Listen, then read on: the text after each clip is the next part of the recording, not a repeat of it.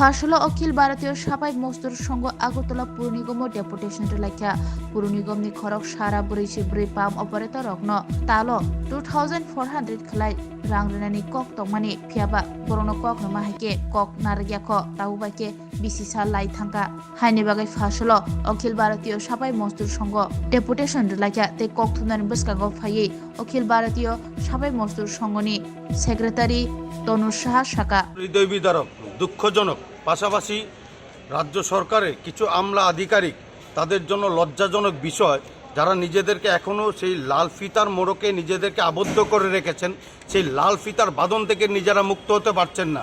রাজ্য সরকার এই পাম্প অপারেটরের জন্য আজ থেকে 1 বছর পরে একটা নোটিফিকেশন জারি করে যার মাধ্যমে রাজ্য সরকার শ্রমিক হিতে পাম্প অপারেটরদের বিবেচনা করে যেতে কী করে তারা ফ্যামিলি মেনটেন করবেন সেই চিন্তা করে 2400 টাকা বেতন বৃদ্ধি করে আজ থেকে 1 বছর পূর্বে।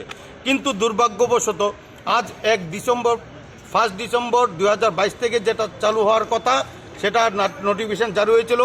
আজ 22 ডিসেম্বর থেকে 23 ডিসেম্বরও চলে যাচ্ছে, কিন্তু তাদের সেই পরিবর্তন তাদের সেই বেতন ভাতা এখনও বৃদ্ধি হয়নি। পাশাপাশি যে বকেয়া সেই বকেয়া দেওয়ার জন্য পাশাপাশি আমরা চাইছি যে কর্মক্ষেত্রে সামাজিক নিরাপত্তা এই বিষয়গুলি সম্পূর্ণ ন্যায্য দাবিগুলি নিয়ে পাম্প অপারেটর সংঘের পক্ষ থেকে যেটা আমাদের কর্মচারী সংঘের পক্ষে আছে তাদের নিয়ে আজকে আমাদের এই ডেপুটেশন।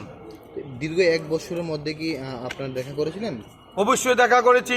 এখানে পাম্প অপারেটরের নেতৃত্ব যারা আছেন তারা বিভিন্ন সময় বিভিন্ন আধিকারিক এবং মাননীয় কর্পোরেটর সহ মেয়র স্যারের দৃষ্টি আকর্ষণ করেছেন, কিন্তু কিছু হয়নি। বাধ্য হয়ে আজকে আমরা কমিশনারের কাছে আমরা এসেছি।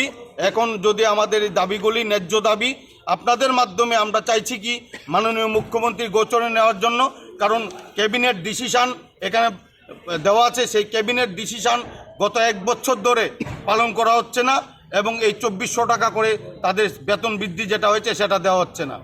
কোথাও কি কোনো মনে হচ্ছে যে পুর নিগম রাজ্য সরকারের যে মেমোরেন্ডাম দেওয়া হয়েছে সেটাকে গাফিলতি মনে করছে এই বিষয়ে? আমরা সেরকমভাবেই প্রাথমিকভাবে আমরা দেখছি, আমরা দাবি জানাচ্ছি যদি এর কোনো একটা বিহিত না হয় তাহলে আমরা আরবান ডেভেলপমেন্টে আমরা যাব, ওইখানে আমরা ধর্ণা প্রদর্শন করব আমরা। পাশাপাশি তাদের আজকের কি উঠে আসে আমাদের ডেপুটেশনের মাধ্যমে সেটার উপরে বিবেচনা করে আগামী দিনের আমরা কর্মপন্থা স্থির করব।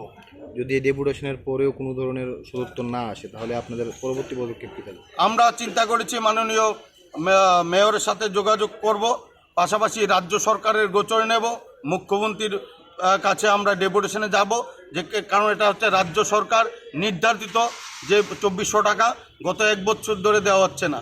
তাই আমরা রাজ্য সরকারের গোচরে নেওয়ার জন্য মাননীয় মুখ্যমন্ত্রীর গোচরে নেওয়ার জন্য বিবেচনা করব। উনি যেন দৃষ্টিভঙ্গি নিয়ে ওদের উপর এই বিষয়টা যেন দেখেন। কতজন শ্রমিক রয়েছেন আপনাদের? আমাদের এখানে 144 জন পাম্প অপারেটর আছেন। বিগত দিনগুলিতেও আমরা যারা বহিষ্কৃত হয়েছিলেন তাদের পক্ষে আমরা লড়াই করেছি, তাদের আমরা পুনঃনিয়োগ হয়েছে, তার জন্য আমরা ধন্যবাদ জানিয়েও মাননীয় মেয়র এবং কমিশনারকে আমরা ধন্যবাদ জানিয়েছিলাম। কিন্তু আমরা যেভাবে ধন্যবাদ জানাতে পারি সেইভাবে আমরা আমাদের কর্মপন্থা স্থির করে আমরা আমাদের ন্যায্য দাবিটাও আদায় করার অভিপ্রায় অবশ্যই ব্যক্ত করতে পারি। পরিচয়টা? আমার নাম তনুজ সাহা, আমি অখিল ভারতীয় সাফাই মজদুর সংঘের রাষ্ট্রীয় সচিব এবং ত্রিপুরার দায়িত্বপ্রাপ্ত ইনচার্জ।